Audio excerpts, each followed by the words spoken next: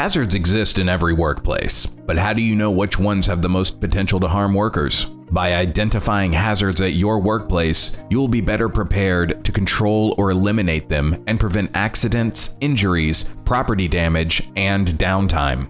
A key step in any safety protocol is to conduct a thorough hazard assessment of all work environments and equipment.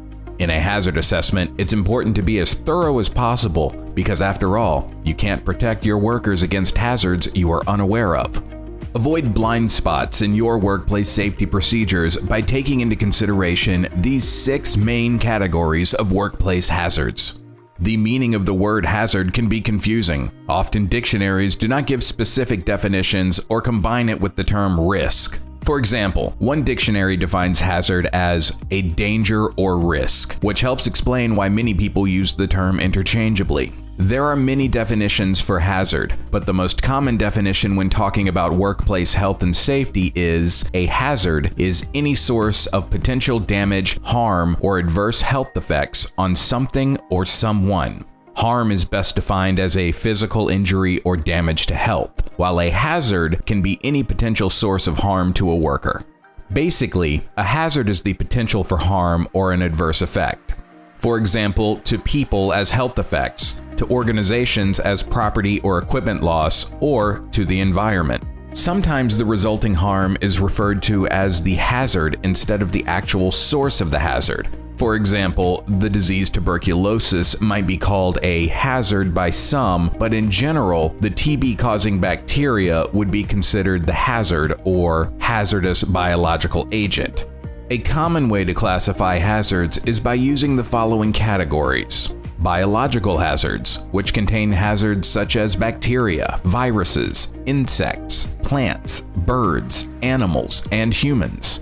Physical hazards, which can include slippery floors, objects and walkways, unsafe or misused machinery, excessive noise, poor lighting, fire, and more. Ergonomic hazards such as repetitive movements, improper setup of workstations, poor design of equipment, workstation design, manual handling, and repetitive movements. Chemical hazards depend on the physical, chemical, and toxic properties of the chemical. Psychological hazards consist of shift work, workload, dealing with the public, harassment, discrimination, threat of danger, and violence. Safety hazards involve slip and trip hazards, inappropriate machine guarding, and equipment malfunctions or breakdowns. Now that we've briefly discussed each hazard, let's dive in with a little more detail. Number 1. Biological hazards. Biological waste from hospitals and research facilities may contain disease-causing organisms that could infect site personnel. Like chemical hazards, etiologic agents may be dispersed in the environment via water and wind. Other biological hazards that may be present at a hazardous waste site include poisonous plants, insects, animals, and indigenous pathogens. Protective clothing and respiratory equipment can help reduce the chances of exposure. Thorough washing of any exposed body parts and equipment will help protect against infection. Types of things you may be exposed to include blood and other body fluids, fungi and mold, bacteria and viruses, plants, insect bites, animal and bird droppings. Number 2. Physical hazards. Of all the hazards in your workplace, physical hazards might be the least obvious. Despite their name, physical hazards aren't always something that you can see or touch. Common physical hazards include radiation, including ionizing, EMFs, microwaves, and radio waves, high exposure to sunlight and ultraviolet rays, exposure to hot and cold temperature extremes, constant loud noises.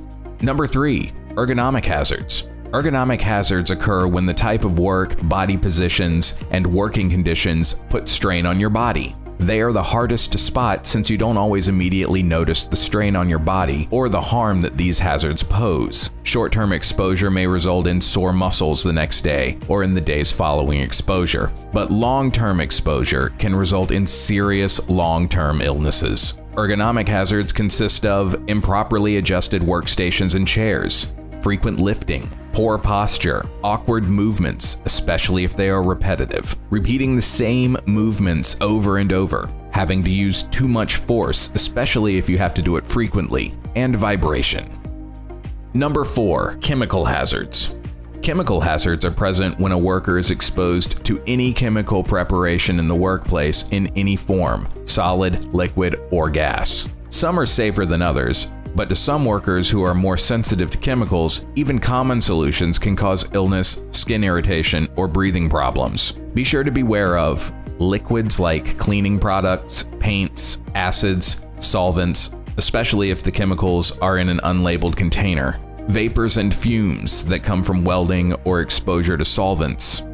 Gases like acetylene, propane, carbon monoxide, and helium. Flammable materials like gasoline, solvents, and explosive chemicals. And pesticides.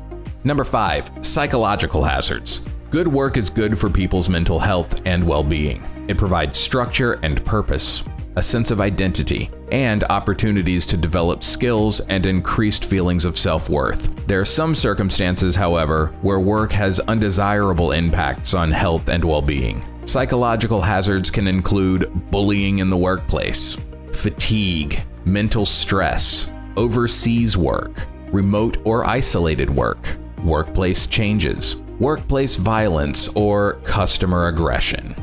Number 6, safety hazards. Safety hazards are the most common and will be present in most workplaces at one time or another. They include unsafe conditions that can cause injury, illness, or death. Safety hazards may consist of spills on the floor or tripping hazards such as blocked aisles or cords running across the floor. Working from heights, including ladders, scaffolds, roofs, or any raised work area. Unguarded machinery and moving machinery parts. Guards removed or moving parts that a worker can accidentally touch. Electrical hazards like frayed cords, missing ground pins, and improper wiring. Confined spaces. And machinery-related hazards such as lockout-tagout, boiler safety, and powered industrial trucks. Some safety hazards are a function of the work itself. For example, heavy equipment creates an additional hazard for workers in the vicinity of the operating equipment. Protective equipment can impair a worker's agility, hearing, and vision, which can result in an increased risk of an accident. Accidents involving physical hazards can directly injure workers and can create additional hazards. For example, increased chemical exposure due to damaged protective equipment, or danger of explosion caused by the mixing of chemicals. Site personnel should consistently look out for potential safety hazards and should immediately inform their supervisor of any new hazards so that mitigation actions can be taken.